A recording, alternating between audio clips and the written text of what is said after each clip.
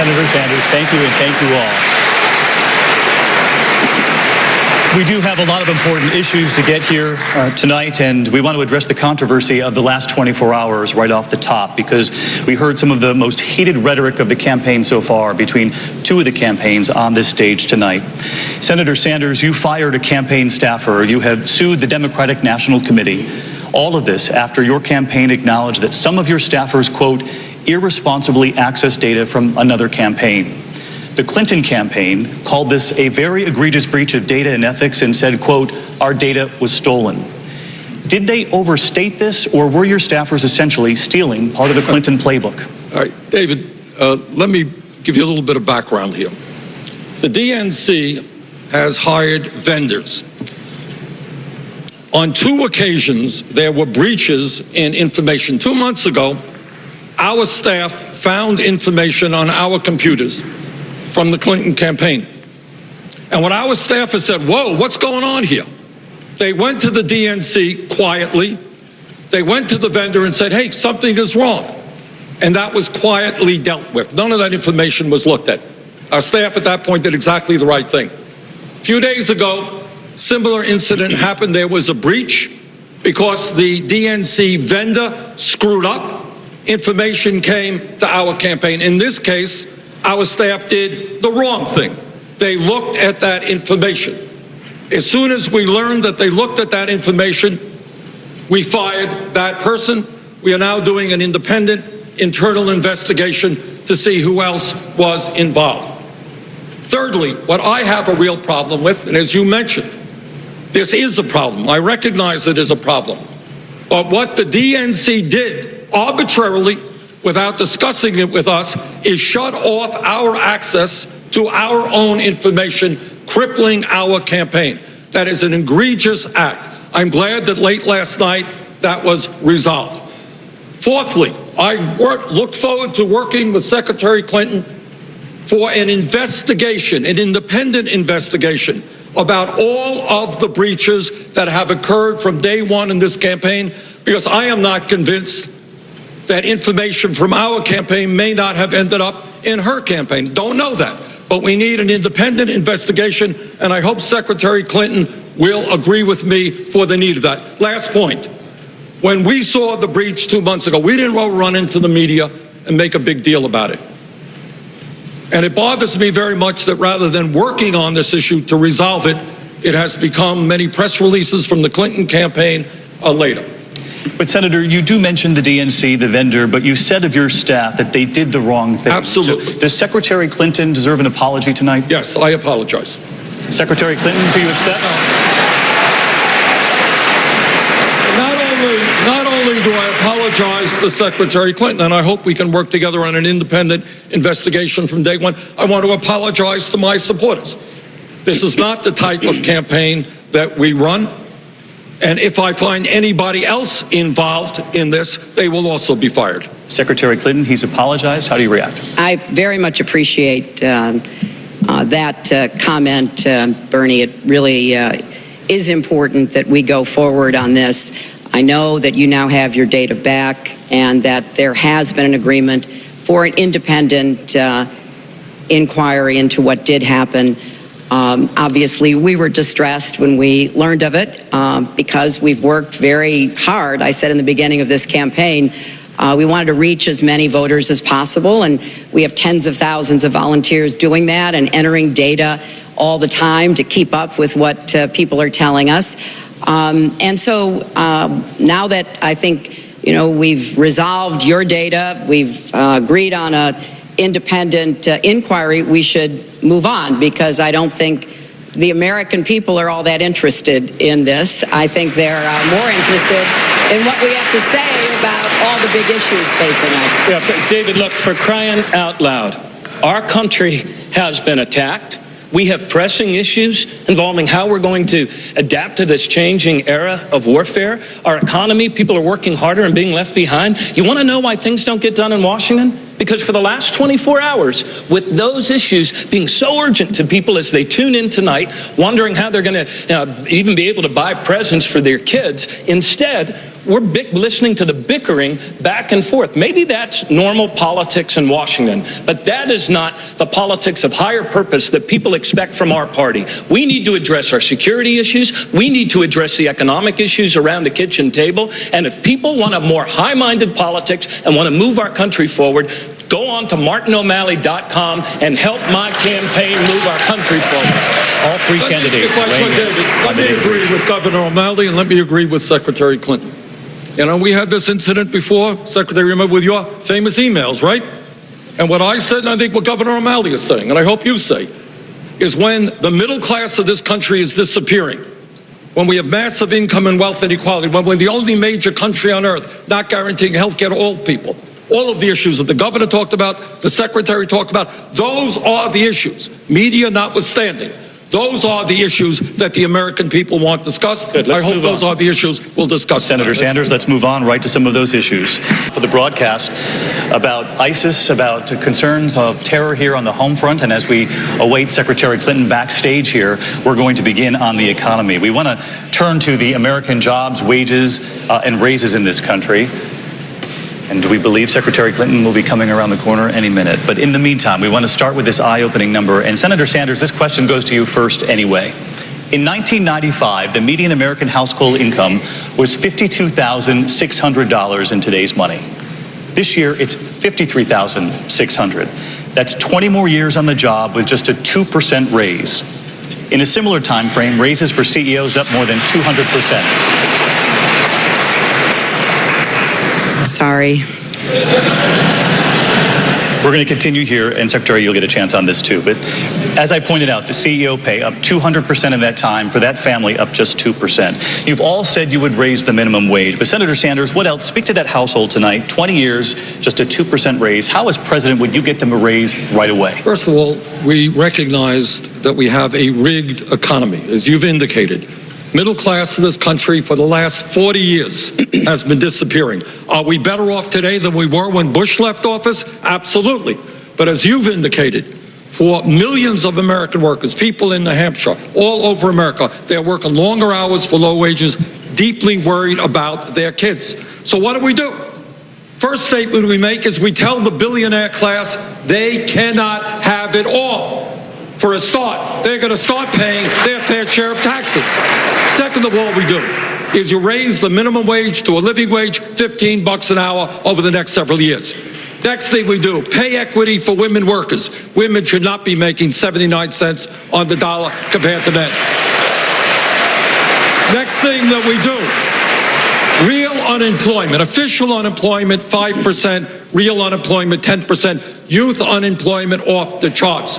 We rebuild our crumbling infrastructure, our roads, our bridges, our rail system. We create 13 million jobs with $1 trillion investment. Furthermore, in a competitive global economy, it is imperative that we have the best educated workforce in the world. That is why I'm going to have a tax on Wall Street speculation to make certain that public colleges and universities in America are tuition free.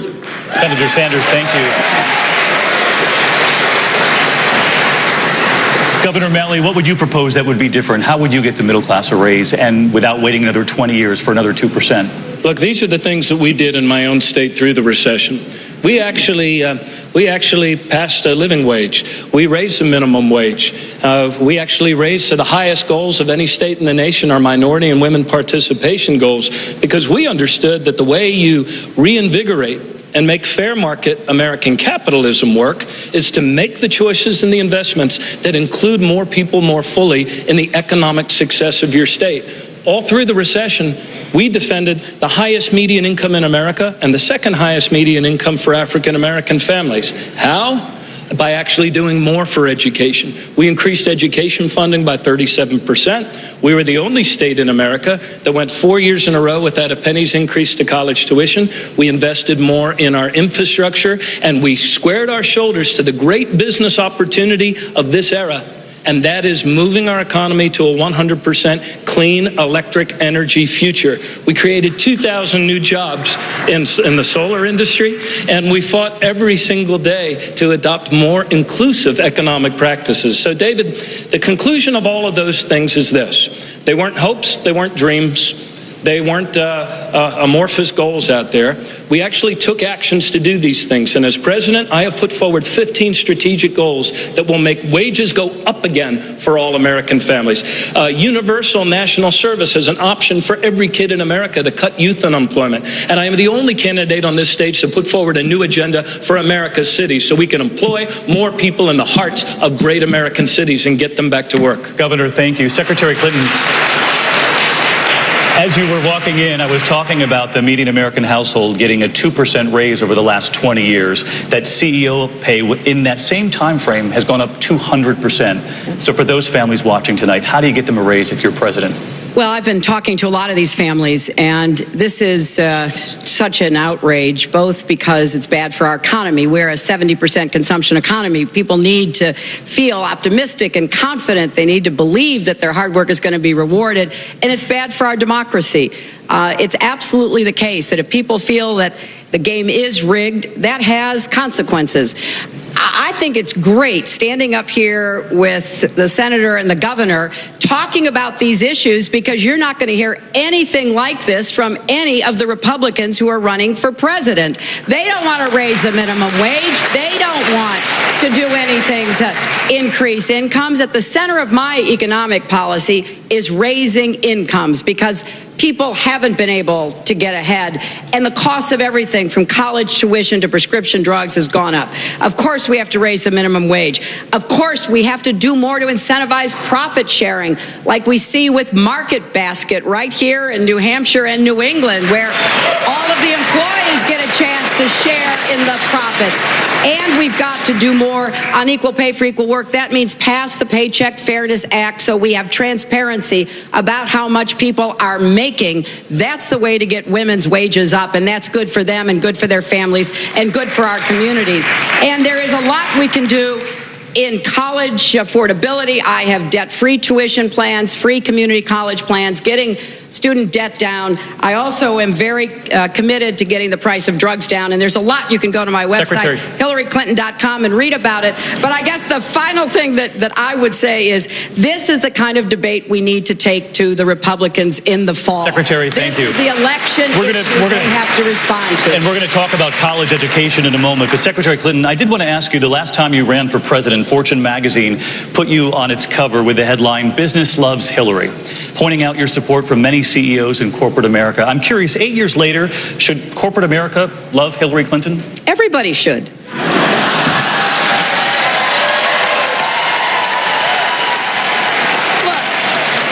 To be the president for the struggling, the striving, and the successful. I want to make sure the wealthy pay their fair share, which they have not been doing. I want the Buffett rule to be in effect, where millionaires have to pay 30% tax rates instead of 10% to nothing in some cases. I want to make sure we rein in the excessive use of political power to feather the nest and support the super wealthy. But I also want to create jobs, and I want to be a partner with the private sector. I'm particularly keen on creating jobs in small business. My dad was a small businessman, a really small business. I want to do more to help incentivize and create more small businesses. So if people who are in the private sector know what I stand for, it's what I fought for as a senator, it's what I will do as president, and they want to be part of, once again, building our economy so it works for everybody, more power to them, because they are the kind of business leaders who understand that if we don't get the American economy moving and growing, we're not going to recognize our country, and we're not going to give our kids the same opportunities that we had. Secretary, thank you. Senator Sanders, I want to stay on this and ask you, how big a role does corporate America play in a healthy economy, and will corporate America love a President Sanders? No, I think they won't. So Hillary and I have a difference. The CEOs of large multinationals may like Hillary. They ain't going to like me, and Wall Street is going to like me even less. And the reason for that is we've got to deal with the elephant in the room, which is the greed, recklessness, and illegal behavior on Wall Street. When you have 6 financial institutions in this country that issue 2/3 of the credit cards and 1/3 of the mortgages, when 3 out of 4 of them are larger today than when we bailed them out because they are too big to fail. We have got to reestablish Glass-Steagall. We have got to break the large financial institutions up. So I don't think, having said that, I don't think I'm going to get a whole lot of campaign contributions from Wall Street. I don't have a super PAC. I don't want campaign contributions from corporate America. And let me be clear. While there are some great corporations creating jobs and trying to do the right thing, in my view, and I say this very seriously, the greed of the billionaire class, the greed of Wall Street is destroying this economy and is destroying the lives of millions of Americans. We need an economy that works for the middle class, not just a handful of billionaires, and I will fight and lead to make that happen. Senator, thank you. I want to take this question to Governor, let me just ask you, though, because it is an important question. How important a role do you think corporate America plays in a healthy economy here in the U.S.? Look, I look at our economy and it's an ecosystem. And the fact of the matter is that the more fully people participate, the more our workers earn, the more they will spend, the more our economy will grow. And most heads of businesses, large, medium, and small, understand that. But there is a better way forward than either of those offered by my 2 opponents here on this stage.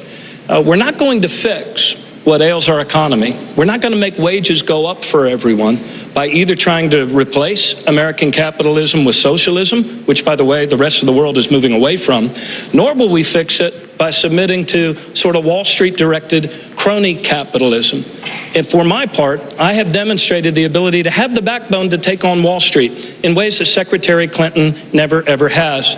In fact, in the last debate, very shamefully, she tried to hide her cozy relationship with Wall Street big banks by invoking the attacks of 9/11. I believe that the way forward for our country is to actually reinvigorate our antitrust department with the directive to promote fair competition. There's mergers that are happening in every aspect of our country that is bad for competition, and it's bad for upward mobility of wages. And the worst type of concentration, Secretary Clinton, is the concentration of the big banks, the big 6 banks that you went to and spoke to and told them, oh, you weren't responsible for the crash, not by a long shot. And that's why today you still cannot support, as I do, breaking up the big banks and making sure that we pass a modern-day Glass-Steagall like we had in late 1999 before it was repealed and led to the crash where so many millions of families lost their jobs and their homes. And I was on the front lines of that, looking into the eyes of my neighbors. Governor O'Malley, thank you. I do want to ask you, Secretary Clinton. Let me just ask you. Let me respond. He critiqued Secretary Clinton. Let me just ask you. David. So let me respond very quickly. Number one, and in particular, number one, there are currently 2 hedge fund billionaires running ads against me here in New Hampshire. They started in Iowa. Now, you'd have to ask yourself, why are they running ads against me? And the answer is because they know I will go right after them, that I will not let their agenda be America's agenda. Secondly, I think it's important to point out that about 3% of my donations come from people in the finance and investment world. You can go to opensecrets.org and check that. I have more donations from students and teachers than I do from people associated with Wall Street. Now, number 3, and let me say this. When Governor O'Malley was heading the Democratic Governors Association, he had no trouble at all going to Wall Street to raise money to run campaigns for Democratic governors. And he also had no trouble appointing an investment banker to be in charge of his Consumer Protection Bureau when he was governor. So, again, the difference between us and the Republicans is night and day. And there is only one person on this stage who voted to take away authority from the SEC and the Commodities Future Trading Commission that they could no longer regulate what are called swaps and derivatives, which actually contributed to the collapse of Lehman Brothers, and that was Senator Sanders. So if we're going to be talking like this, we can, and maybe we can score some political points, but the fact is, every one of us stands for the kind of economy that will work better for every American. And if that means taking on Wall Street, I have a plan that is tough and comprehensive and praised by a lot of folks who say it goes further than what both Senator Sanders and Governor O'Malley are proposing. Let me just jump in. He gets to respond to that. My name was invoked. Senator. So without invocation, let me say a few words. Secretary Clinton, I don't have a super PAC. I don't get any money from Wall Street. You have gotten a whole lot of money over the years from Wall Street. But most importantly, when you look at what happened in the 1990s, go to BernieSanders.com. I'll advertise my website as well. And what you'll find is that I helped lead the effort as a member of the House Financial Committee against Alan Greenspan, against a guy named Bill Clinton, maybe you know him, maybe you don't, against the Republican leadership, who all thought it would be a great idea to merge investor banks and commercial banks and large insurance companies. What a brilliant idea that would be. Go to YouTube, find out what I said to Greenspan. At the end of the day, if Teddy Roosevelt were alive today, and the governor makes a good point about anti-trade, anti-monopoly activities. Wall Street today has too much political power. It has too much economic power to get deregulated. Listen to this. They spent $5 billion in lobbying and campaign contributions over a 10-year period. Senator Sanders. Wall Street is a threat to the economy. They've got to be broken up. Thank you, Senator. And we're going to move on to health care. Secretary Clinton, the Department of Health and Human Services says more than 17 million Americans who are not insured now have health coverage because of Obamacare. But for Americans who already had health insurance, the cost has gone up 27% in the last 5 years, while deductibles are up 67%. Health care costs are rising faster than many Americans can manage. What's broken in Obamacare that needs to be fixed right now, and what would you do to fix it? Well, I would certainly build on the successes of the Affordable Care Act and work to fix some of the glitches that you just referenced. Number one, we do have more people who have access to health care. We have ended the terrible situation that people with pre-existing conditions were faced with, where they couldn't find at any affordable price health care. Women are not charged more than men any longer for our health insurance, and we keep young people on our policies until they turn 26. Those are all really positive developments. But out-of-pocket costs have gone up too much, and prescription drug costs have gone through the roof. And so what I have proposed, number one, is a $5,000 tax credit to help people who have very large out-of-pocket costs be able to afford those.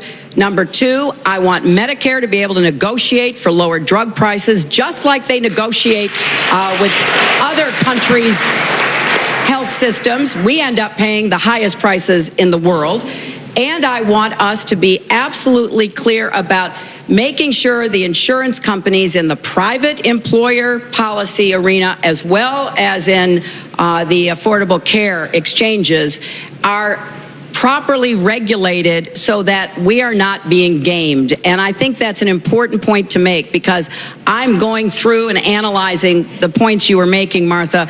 We don't have enough competition, and we don't have enough oversight of what the insurance companies are charging everybody right now. But you did say those were glitches. Yes. Just glitches? Well, they're glitches because 27% in the last 5 years, deductibles up 67%. It is, because part of this is the startup challenges that this system is facing. We have fought as Democrats for decades to get a health care plan. I know, I've got the scars to show from the effort back in the early 90s. We want to build on it and fix it, and I am confident we can do that. And it will have effects in the private market. And one of the reasons in some states why the percentage cost has gone up so much is because governors there would not extend Medicaid. And so people are still going to get health care, thankfully, in emergency rooms, in hospitals. Those costs are then added to the overall cost, which does increase the insurance premiums for people in the private system. I was on the committee. Senator Sanders, I want you to respond to what she was saying, but you're instead calling for single-payer health care. Exactly. You note people won't have to pay deductibles or premiums, but they will have to pay new taxes. Yes. Can you tell us specifically how much people will be expected to pay? Let me say this. I as a member of the Health Education Committee that helped write the Affordable Care Act, much of what Secretary Clinton said about what we have done, among other things, ending the obscenity of this pre-existing situation is a step forward. 17 million more people have health care. It is a step forward. But this is what we also have to say. Not only are deductibles rising, 29 million Americans still have no health insurance, and millions of people can't afford to go to the doctor. Major crisis in primary health care. Here is the bottom line. Why is it that the United States of America today is the only major country on earth that does not guarantee health care to all people as a right? Why is it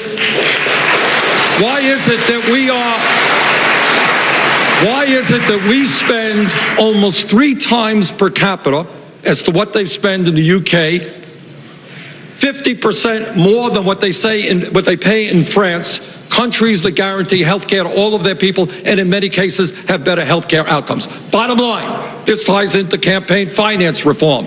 The insurance companies, the drug companies are bribing the United States Congress. We need to pass a Medicare for all single-payer system. It will lower the cost of health care for a middle-class family by thousands of dollars a year. Senator Sanders, you didn't really tell us specifically how much people will be expected to pay. But they will not be paying, Martha, any private insurance. So it's unfair to say in total. But you can't tell us a specific number. I can tell you that adding up the fact that you are not paying any private insurance, businesses are not paying any private insurance, the average middle-class family will be saving thousands of dollars a year. Okay, let's go to talk about the high cost of college education. And for that, we turn to the executive director of the New Hampshire Institute of Politics, right here at St. Anselm College, Neil Levesque. Neil? Here to New Hampshire again. As you know, this audience is filled with many St. Anselm College students, and they know that the outstanding student debt right now in America is $1.3 trillion, that private education costs have gone up in the last decade 26% and 40% for public education. So knowing that, we know that you want to make higher education more affordable, but how do you really lower the costs? Senator Sanders, you mentioned a few minutes ago that you want free tuition for public colleges. And how does that really lower the costs other than just shifting the cost to taxpayers? Well, Neil, I think we have got to work on a two-pronged approach. And your point is absolutely well taken. The cost of college education is escalating a lot faster than the cost of inflation. There are a lot of factors involved in that. And that is that we have some colleges and universities that are spending a huge amount of money on fancy dormitories and on giant football stadiums. Maybe we should focus on quality education with well-paid faculty members. But, and I understand that in many universities, a heck of a lot of vice presidents who earn a big salary. But bottom line is, this is the year 2015. If we are going to be competitive in the global economy, we need the best educated workforce. It is insane, to my mind, hundreds of thousands of young people today, bright, qualified people, cannot go to college because they cannot afford, their families cannot afford to send them. Millions coming out of school, as you indicated, deeply in debt. What do? My proposal is to put a speculation tax on Wall Street, raise very substantial sums of money, not only make public colleges and universities tuition free, but also substantially lower interest rates on student debt. You have families out there paying 6, 8, 10% on student debt, refinance their homes at 3%. What sense is that?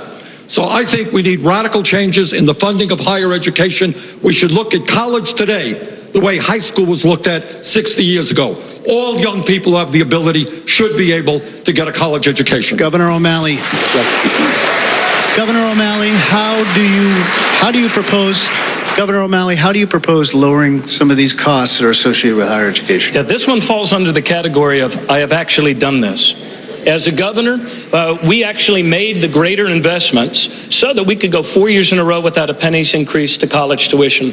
My plan actually goes further than Senator Sanders, because a big chunk of the cost is actually room and board and books and fees. So as a nation, we need to increase what we invest in Pell Grants. Yes, we need to make it easier for parents to refinance, but states need to do more as well. And I propose a block grant program that will keep the states in the game as well. I believe that all of our kids should go into an income-based repayment plan. I'm joined tonight by my two daughters, Tara and Grace. My oldest daughter's a teacher. Man, their mother's here as well. We were proud of them on graduation day, weren't we, Katie? And we're going to be proud every month for the rest of our lives. I mean, we had to borrow so much money to send them to college, and we're not the only ones. There are families all across America who aren't able to contribute to our economy because of this crushing student loan. I also propose that we can pay for this with a tax on high volume trades, and we need to, because my dad went to college after coming back from World War II on a GI Bill. But today we're the only nation on the planet that's saddling our kids with a lifetime of bills. That's a drag on the economy. It's one of the key investments we need to make. I was flattered that Secretary Clinton, 2 months later, borrowed so many of my proposals to incorporate into hers. And in our party, unlike the Republican Party, we actually believe that the more our people learn, the more they will earn, and higher education should be a right for every kid. Secretary Clinton. Right. Secretary Clinton, how does your plan differentiate from your opponents? Well, I have what I call the New College Compact, because I think everybody has to have some skin in this game, Neil. Number one, states have been disinvesting in higher education. In fact, I think New Hampshire in-state tuition for public college and university is among the highest, if not the highest, in the country. So states over a period of decades have put their money elsewhere, into prisons, into highways, into things other than higher education. So under my compact, the federal government will match money that the states begin to put back in to the higher education system. Secondly, I don't believe in free tuition for everybody. I believe we should focus on middle-class families, working families, and poor kids who have the ambition and the talent to go to college and get ahead. So I have proposed debt-free tuition, which I think is affordable, and I would move a lot of the Pell Grant and other aid into the arena where it could be used for living expenses. So I've put all this together, again, on my website, and am pleased that I've gotten such a good response. But I want to quickly say that one of the areas that Senator Sanders touched on in talking about education, and certainly talking about health care, is his commitment to really changing the systems. Free college, a single-payer system for health care. And it's been estimated we're looking at $18 to $20 trillion, about a 40% increase in the federal budget. And I have looked at his proposed plans for health care, for example, and it really does transfer every bit of our health care system, including private health care, to the states to have the states run. And I think we've got to be really thoughtful about how we're going to afford what we propose, which is why everything that I have proposed, I will tell you exactly how I'm going to pay for it, including college. Can I respond to the critique on Neil, health thank care? you, David. Thank you. We're going to get right into this, Senator, because I want to ask about taxes next, and this is included. She was asking about that. But Secretary Clinton is wrong. As you know, because I know you know a lot about health care, you know that the United States per capita pays far and away more than any other country. And it is unfair simply to say how much more the program will cost without making sure that people know we are doing away with the cost of private insurance, and that the middle class will be paying substantially less for health care under single payer than under Secretary Clinton's proposal. Well, the only thing I can Secretary Clinton, hold on one moment. Senator Sanders, I do want to ask. Proposals go and send the health care system to the states. Please. And my analysis is is that you are going to have to get more taxes out of middle-class families. I'm the only person on this stage saying no middle-class tax raises. That is off the table as far as I'm concerned. We're going next to taxes here. Now this is getting to be fun. This is fun. This is democracy at work. And Secretary Clinton, let me ask you about your tax plan, because from the crushing cost of college education, the next question most families have is, will my taxes go up under the next president? You have said it's your goal not to raise taxes on families making under $250,000 a year, a goal. But can you say that's a promise as you stand here tonight? That is a pledge that I'm making. I made it when I ran in 2008, yes. And it was the same one that President Obama made, because I don't think we should be imposing new big programs that are going to raise middle-class families' taxes. We just heard that most families haven't had a wage increase since 2001, since, the end of the last Clinton administration, when incomes did go up for everybody. And we've got to get back to where people can save money again, where they can invest in their families, and I don't think a middle-class tax should be part of anybody's plan right now. Let me respond. Secretary Clinton. Let me respond in two ways. Number one, most important economic reality of today is that over the last 30 years, there has been a transfer of trillions of dollars from the middle class to the top 1/10% who have seen a doubling of the percentage of wealth that they own. Now, when Secretary Clinton says, I'm not going to raise taxes on the middle class, let me tell you what she is saying. She is disagreeing with FDR and Social Security, LBJ on Medicare, and with the vast majority of progressive Democrats in the House and the Senate who today are fighting to end the disgrace of the United States being the only major country on earth that doesn't provide paid family and medical leave. What the legislation is $1.61 a week. Now, you can say that's a tax on the middle class.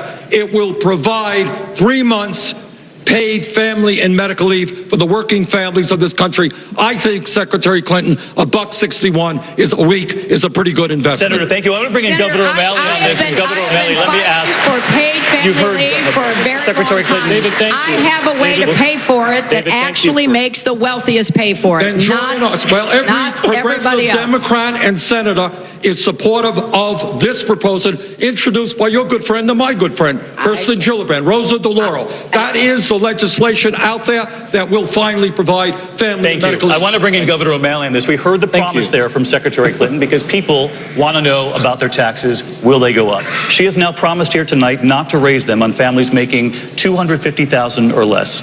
Can you make that same promise if you're elected? No, I've never made a promise like that, but unlike either of these two fine people, I've actually balanced the budget every single year. I was one of only 7 states that had a AAA bond rating. By the time I left, the average tax burden on Maryland families was the same as when I started, but I did pass a more progressive income tax and asked the highest earning people to pay another 14%. David, look, this is the big, I agree, by the way, that we should have paid family leave. And I agree with Senator Sanders on that. And just like Social Security, and unlike the Republicans, I think we should actually expand Social Security and increase average monthly benefits. But look, there's one big entitlement we can no longer afford as a country. And that is the entitlement that the super wealthy among us, those earning more than $1 million, feel that they're entitled to pay lower income tax rates and a far lower preferred income tax rate when it comes to capital gains. If we were to raise the marginal rate to 45% for people earning more than $1 million, and if we tax capital gains essentially the same we do earnings from hard work and sweat and toil, you could generate $800 billion over the next 10 years. And that would do so much good for affordable college, debt-free college, cutting youth unemployment in half, investing in our cities again. So the things I have done in office are the things that actually invest in growing our economy and making wages go up. That's the issue that we need to tackle as Americans, and we can do it, and we know how. Governor O'Malley, thank you. A spirited debate on taxes, and we'll be much more with the Democratic debate in New Hampshire when we come back right here on ABC. More to more. So if elected president, how would you bridge the divide between the two? Well, David, I think this is one of the most important challenges facing not just our next president, but our country. We have systemic racism and injustice and inequities in our country, and in particular in our justice system, that must be addressed and must be ended. I feel very strongly that we have to reform our criminal justice system, and we have to find ways to try to bring law enforcement together again with the communities that they are sworn to protect. Trust has been totally lost in a lot of places. At the same time, we know that in many parts of our country, police officers are bridging those divides, and they're acting heroically. The young officer who was killed responding to the Planned Parenthood murders, the officer who told the victims of the San Bernardino killings that he would take a bullet before them. So I think that we need to build on the work of the Policing Commission that President Obama impaneled. We need to get a bipartisan commitment to work together on this. And we need to hear the voices of those men and women and boys and girls who feel like strangers in their own country, and do whatever is necessary to not only deal with the immediate problems within the criminal justice system, but more opportunities, more jobs, better education, so that we can begin to rebuild that very valuable asset known as trust. Secretary, thank you. Governor O'Malley, how would you bridge the divide? There is no issue in American public policy that I have worked on more day in and day out than this painful issue of policing, of law enforcement, criminal justice, and race in America. When I ran in 1999, David, for mayor of Baltimore, our city by that year had become the most addicted, violent, and abandoned in America. But we came together. I brought people together over some very deep racial divides, and we were able to put our city on a path for the biggest reduction in crime of any major city in America over the next 10 years. As governor, we continued to work together. We reduced violent crime to 30-year lows, but get this, we also reduced incarceration rates to 20-year lows.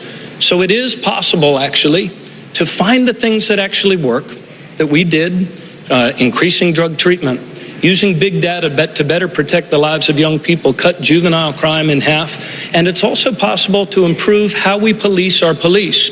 Look, there wasn't a single day as mayor of Baltimore that I wasn't asked whether I was delivering on the promise I made to police the police. We reported excessive force, discourtesy, use of lethal force. In fact, drove down to 3 of the 4 lowest years on record, police use of lethal force. As a nation, we have to embrace this moment and make our departments more open, more transparent, and more accountable. Just as we require every major department, every county to report its major crimes, we should require police departments to report their discourtesy, brutality, excessive force. There's so much work that can be done, so much we've learned to do better. We need to do it now as a nation. This is our time and our opportunity to do that. Governor, thank you. And Senator Sanders, when you hear the FBI director calling it a chill wind blowing through American law enforcement, does that concern you as well when you... Well, this whole issue concerns me, and I agree with much of what the Secretary and the Governor have said. But let's be clear. Today in America, we have more people in jail than any other country on earth. 2.2 million people, predominantly African American and Hispanic. We are spending $80 billion a year locking up our fellow Americans. I think, and this is not easy, but I think we need to wage a major effort to come together as a country and end institutional racism. We need major reforms of a very broken criminal justice system. Now, what does that mean?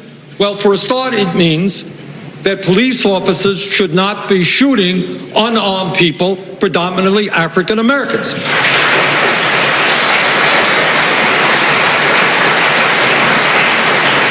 It means that we have to rethink the so-called war on drugs, which has destroyed the lives of millions of people, which is why I have taken marijuana out of the Controlled Substance Act, so that it will not be a federal crime. That is why we need to make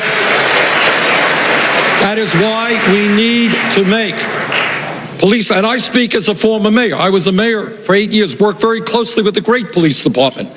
And what we did is try to move that department toward community policing so that the police officers become part of the community and not, as we see in some cities, an oppressive force. We need to make police departments look like the communities they serve in terms of diversity. We need to end minimal sentencing. We need basically to pledge that we're going to invest in this country in jobs and education, not more jails and incarceration. Senator, thank you. We want to turn now to an issue. This next issue has destroyed so many families across the country, and in particular right here in New Hampshire, heroin. And there's a stunning new figure out. A recent poll, 48% here in this state alone say they know someone who has abused heroin. We're going to turn tonight to Dan Toohey of the New Hampshire Union Leader, who has this question. New Hampshire has been hard hit by the heroin epidemic. We're on track to have twice as many overdose deaths this year as in 2013. What specifically would you do to address this crisis? Senator Sanders, I'm going to take this to you first because you've seen what's happened with heroin right on the border in your own state. Look, this is a tragedy for New Hampshire. It is a tragedy for my state of Vermont. It is a tragedy all over this country. The number of heroin deaths are growing very, very significantly. What do we do? Well, for a start, this may seem like a radical idea, but I think we have got to tell the medical profession and doctors who are prescribing opiates and the pharmaceutical industry that they have got to start getting their act together. We cannot have this huge number of opiates out there throughout this country where young people are taking them, getting hooked, and then going to heroin. Second of all, and the reason that I believe in a health care for all program, we need to understand that addiction is a disease, not a criminal activity. And that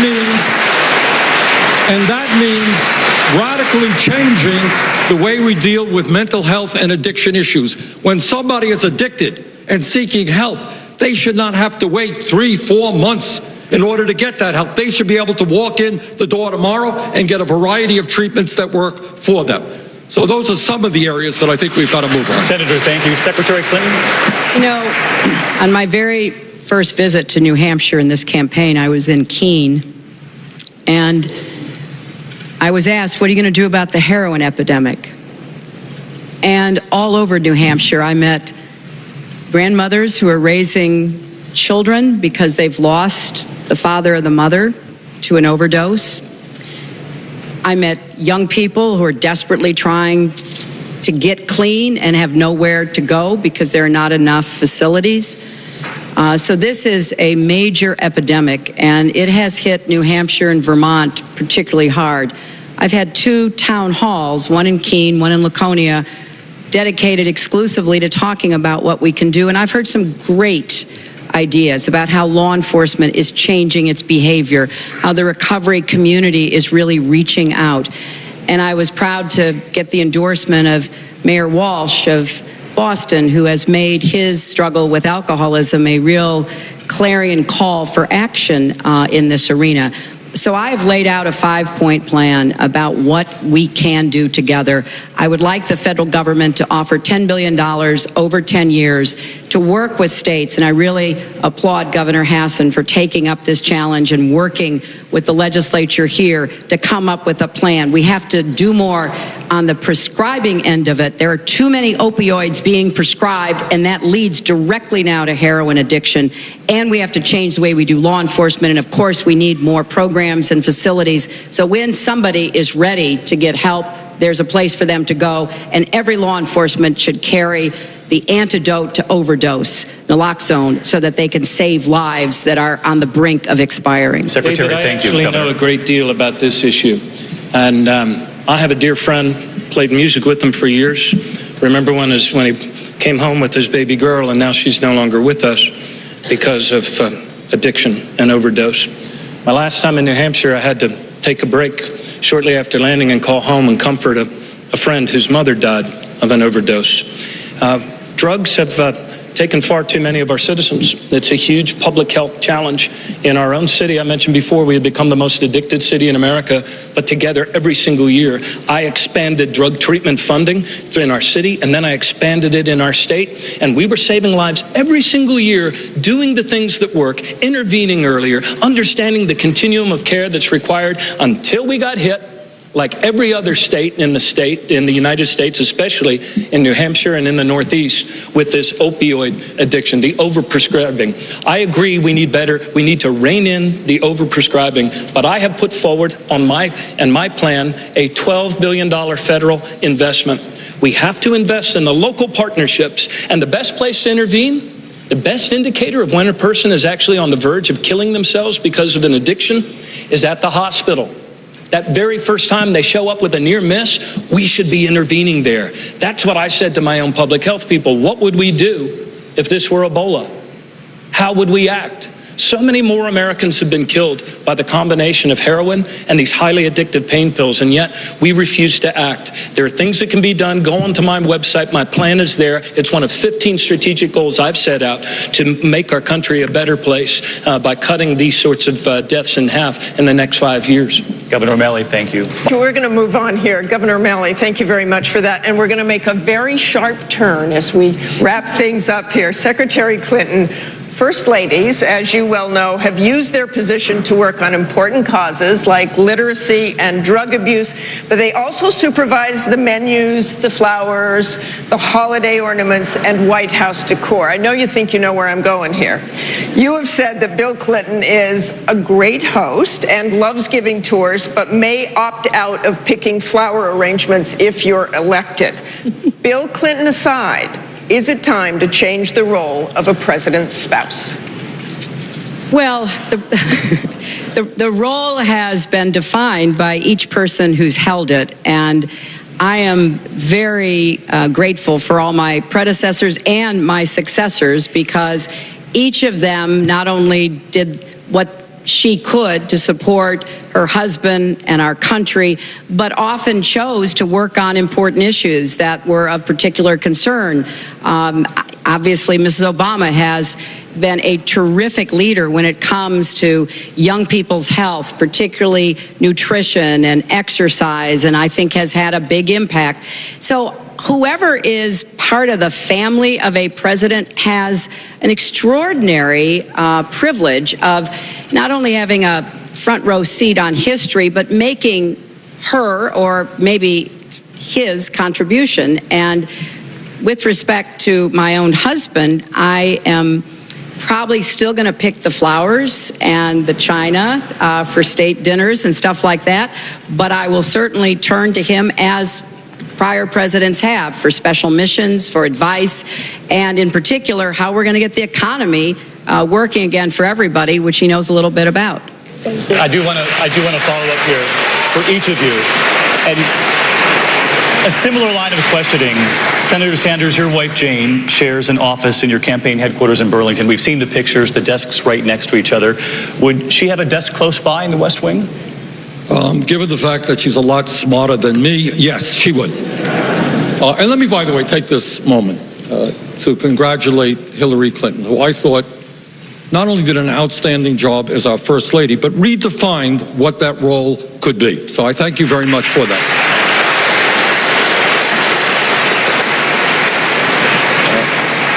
My wife, Jane, has been, way back when, before I knew her, a foster parent. Many kids came into her home and received the kind of love that they desperately needed, and she turned around many lives.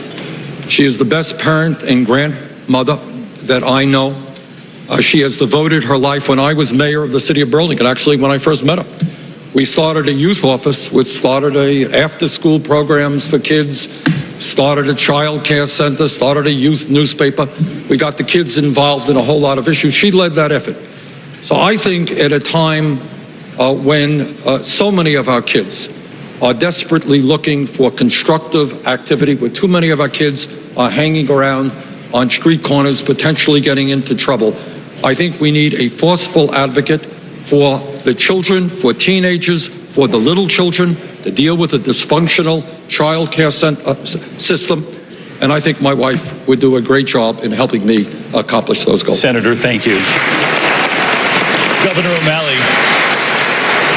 Katie here tonight. She's a district court judge. And the question for you is, would she have to give that up as First Lady, or will she share an office in the West Wing as well? Well, that would be totally up to her. I mean, Katie has never been a person who let her husband's professional choices get in the way with following her dreams. And I think she got that from her mother, actually. And I readily admit that she is a far more accomplished lawyer than I was ever able to become before I took my detour. She is a district court judge in Maryland. She puts in a full day there. We've raised 4 terrific kids, and yet when she was First Lady of the state, not only would she go to work every day and sit there through a lot of sad and gut-wrenching cases, but then she'd put in additional time being an advocate against domestic violence. Maryland made great strides on that because of her advocacy and her understanding of how the court process works. She was an advocate against bullying and implementing anti-bullying things. So Katie O'Malley will do whatever Katie O'Malley wants to do, regardless of her husband's success in getting elected president. Governor O'Malley, she'll like your